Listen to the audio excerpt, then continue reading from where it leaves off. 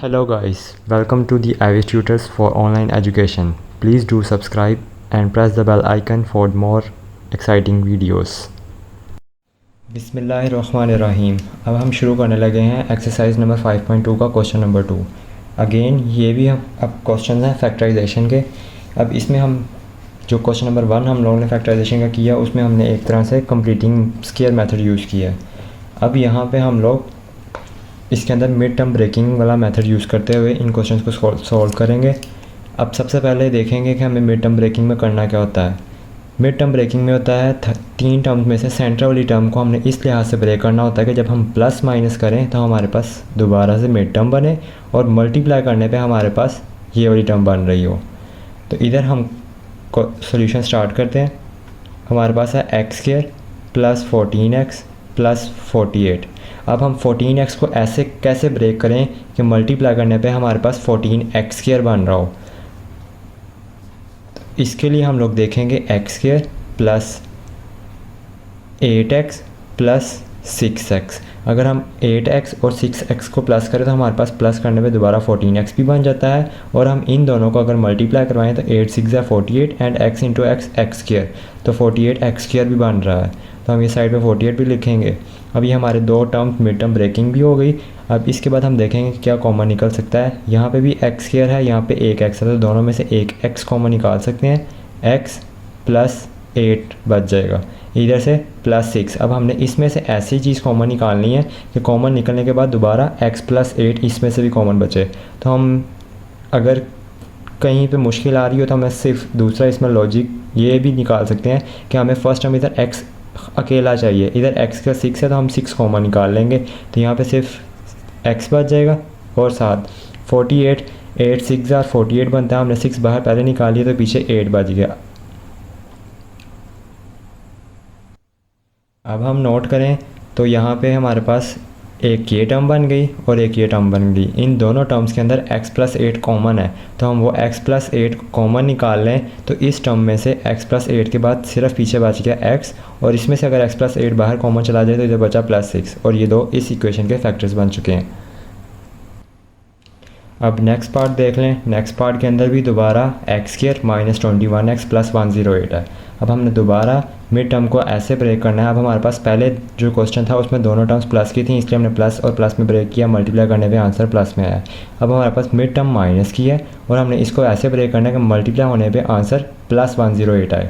तो हम इसके लिए देखेंगे कि x square minus 21x plus 108 को हम कैसे ब्रेक कर सकते हैं। एक्स स्क्वायर तो एज इट इज़ आ जाएगा। माइनस 21 के लिए हमें चेक करना पड़ेगा कि हम किस किस नंबर को मल्टीप्लाई करें तो 108 बनता है। तो अगर हम 12 के टेबल में जाएं, 12 का 9 से मल्टीप्लाई करें तो 108 बनता है। तो इसके लिए हम फैक्टर्स लिख सकते हैं माइनस 12x माइनस 9x। अगर हम माइनस माइनस प्लस होगा 12 प्लस 9 21, साइन बड़ी वैल्यू का तो इससे माइनस 21x भी आ रहा है, और अगर हम इनको मल्टीप्लाई करें तो इसको मल्टीप्लाई करने पर हमारे पास 108x स्क्वायर भी बन रहा है। अब एक्स स्क्वायर और माइनस 12x इनमें से कुछ कॉमन निकाला जाए तो वो x कॉमन निकलता है, x माइनस 12 बचेगा, माइनस इधर से हम 9 कॉमन निकालें। दोबारा इधर से वही लॉजिक इस्तेमाल करें कि अगर हमें इनमें से कुछ कॉमन ऐसा निकालना है कि x माइनस 12 बाकी बचे।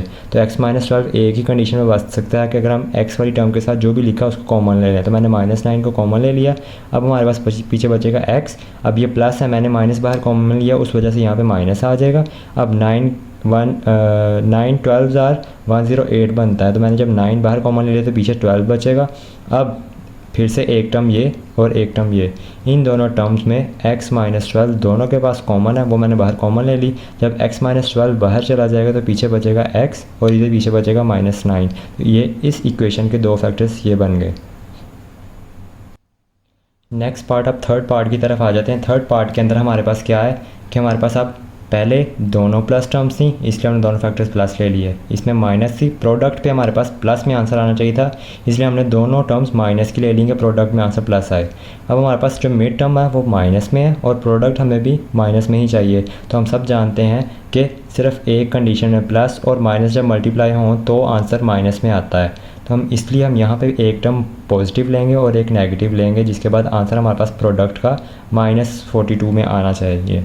तो क्वेश्चन स्टार्ट करते हैं। x माइनस 11x माइनस 42, इसके फैक्टर्स बनेंगे x square minus 14x plus 3x। जब मैं इन दोनों को प्लस माइनस करूँगा तो 11x भी बन जाएगा और यहाँ पे मल्टीप्लाई करने पे -42 भी।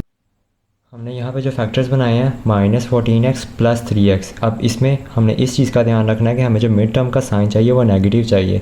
जब हम पॉजिटिव और नेगेटिव दो टर्म्स बना रहे हैं तो हमने बड़ी वैल्यू का साइन नेगेटिव रखना है और छोटी वैल्यू का साइन पॉजिटिव रखना है, ताकि क्योंकि सम होने के बाद, सम या सब्ट्रैक्शन होने के बाद साइन हमेशा बड़ी वैल्यू का आता है। तो हमें 11x चाहिए, तो 11x साइन किसका होगा?